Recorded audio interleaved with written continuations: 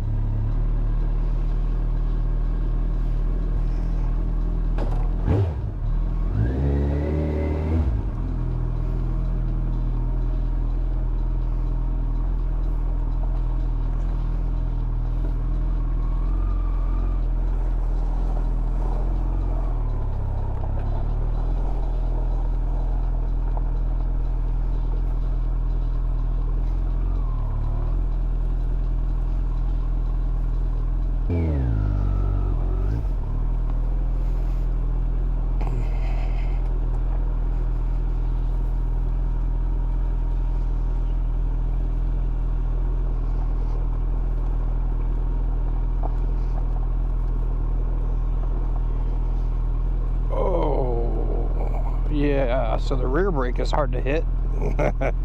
That's going to take some getting used to.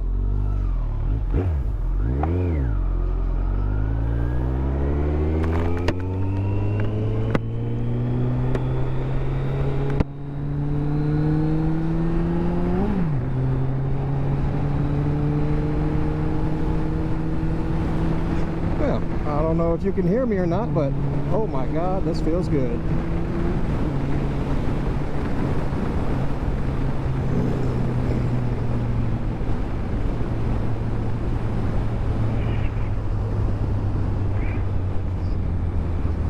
The crossroads that I call home. Low battery. Okay.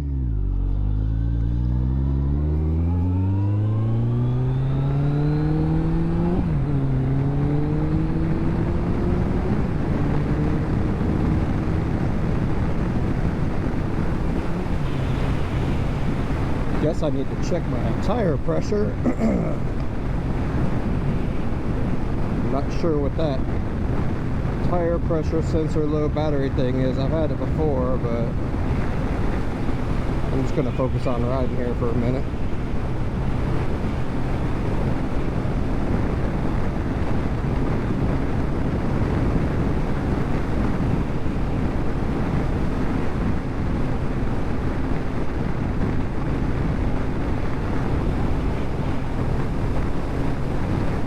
So, December 16, exactly, roughly, well, 1 day short of 2.5 months, because tomorrow will be, I guess, 2.5 months. We wrecked on Sunday, October 1.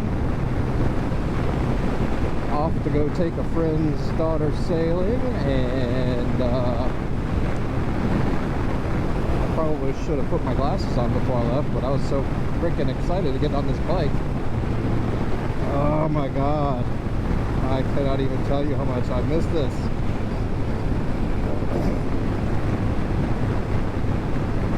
Yeah, no more cruiser bikes for me. And yeah, let's say it wasn't a cruiser bike per se, it was unfortunately a brake malfunction. So when I bought the, oh look, that lake is way down. When I bought that other bike, the guy was telling me about the front brakes. He had just redone the rear brakes and said, you need to check out the front brakes. So I took it to the shop that I go to, and hey fisherman, lo and behold, they checked everything including the brakes, because I specifically said, they're like, yep, front brakes needed adjusting. We adjusted them, rear brakes were fine. I did notice a couple times that the rear brake did lock up whilst we were riding. One time in particular it was pretty hairy because we were going pretty fast,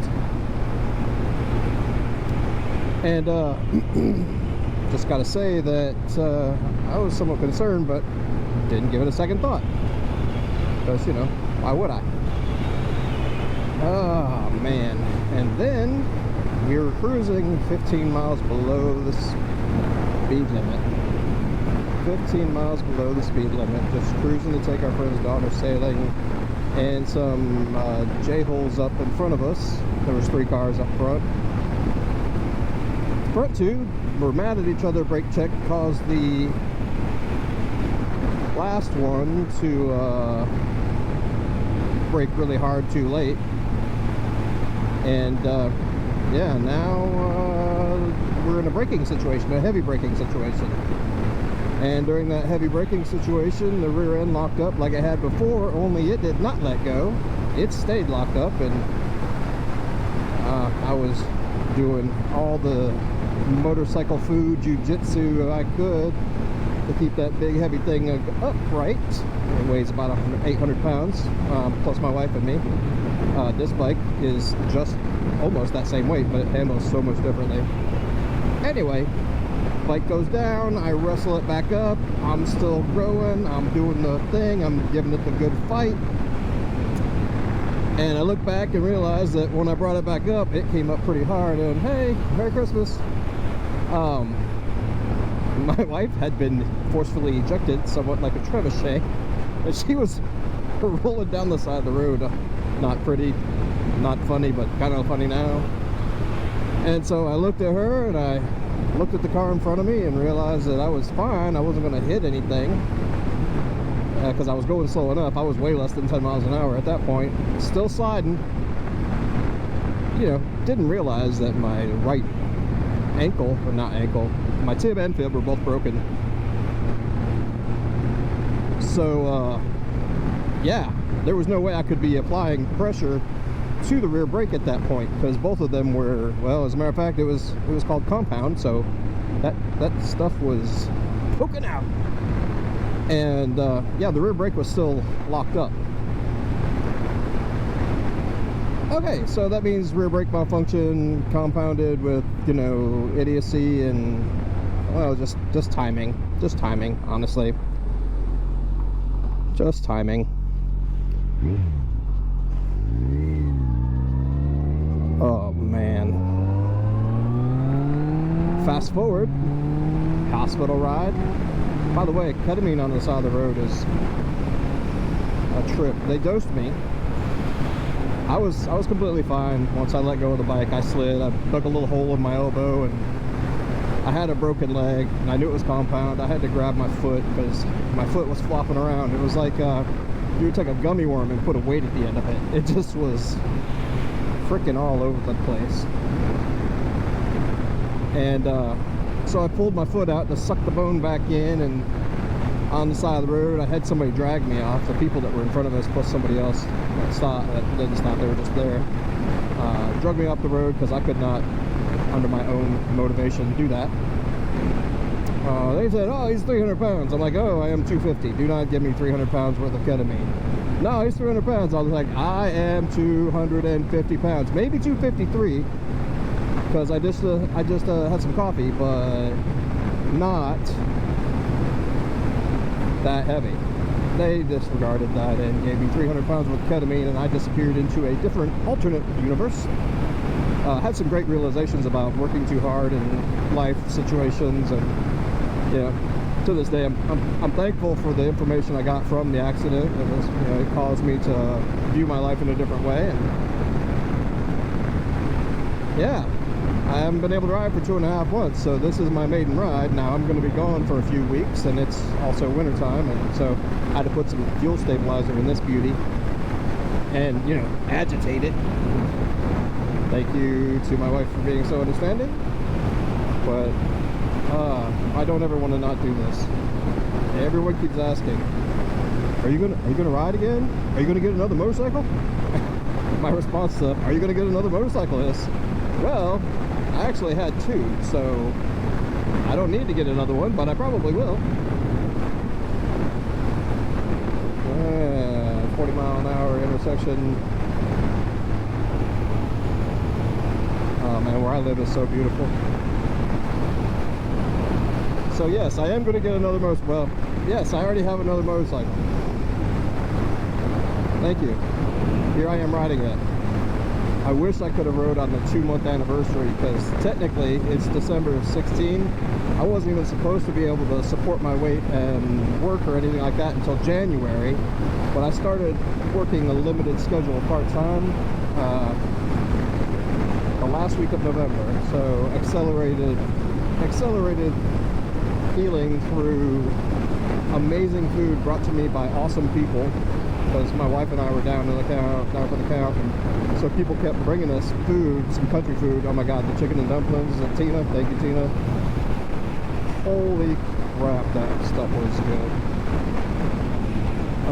But yeah, lots of healing, lots of moving my leg around, and when I was finally allowed to be upright and not keep my leg elevated for pretty much every second of the day except for going to the bathroom, got out on my tractor, and my tractor, you drive it like this, which is exactly the motion I was supposed to be doing to re-healing my leg. And I remember the day that I was allowed to actually bear weight on it, because I wasn't allowed to bear weight on it at all. Once I was allowed to bear weight, I got my splitting maul, went to the big pile of wood in the back of our yard, and some bike riders, cool, and started chopping wood, because I couldn't think of a better way to build balance and strength and stamina than standing up, because I couldn't walk. I could just put weight on it. So that was a great way to do that in recovery. So, you know, hey, the doctor told me I did whatever I was doing, it was amazing, and you don't need to go to physical therapy. So I recommend going to a farm somewhere and doing some cool stuff. It's nice to see other bikes out today. Holy cow. Gotta love December in South Carolina. Yeah, I don't know. I don't even know where I'm at the story, but right now my foot peg is comfortable, but to get my toe over, because my right leg is turned out some, there's a metal rod all the way through the whole thing. By the way, they cut a hole in the top of my knee and pounded a metal rod right through the middle of the big bone, and then left the other bone broken. Two wheels is two wheels. So yeah, that's a new bit of metal that I gotta deal with, plus all the screws.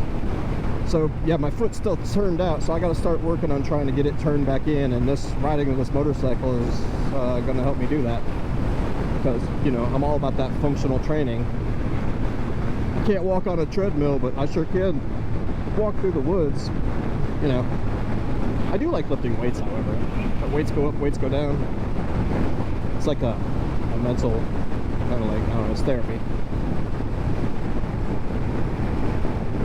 Listening to a cool techno podcast right now, so I don't sing to you, because apparently when I've got this helmet on and I listen to music that I like, it makes me want to sing, and that's awful.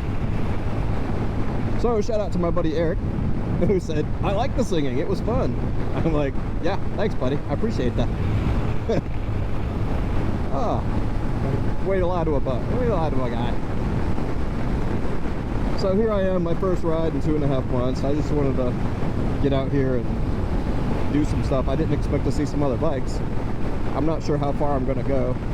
So I'm just going to point out this beautiful big farmhouse over here and tell you that the temperature is, it says 55, but my weather app said 45. I don't know. But if I get cold, I can just push this button right here. Oh wait, that's really nice. Now I don't feel anything. My legs are behind the fairings. Oh my god, I love this bike so much. It's Concours 14, by the way. Concours 14. It's they call it the Fat Ninja. The ZX14, the heart and soul of that amazing race bike. But built for a dad, with a dad bod, because I'm both of those. So I'm going to leave you guys right here. I'm going to cut this video. I'm going to leave the camera rolling, so if I see some beautiful stuff, I can incorporate it somewhere. I don't know, but yeah, here's my update. I think I'm going to follow these guys though, unless they get on 85.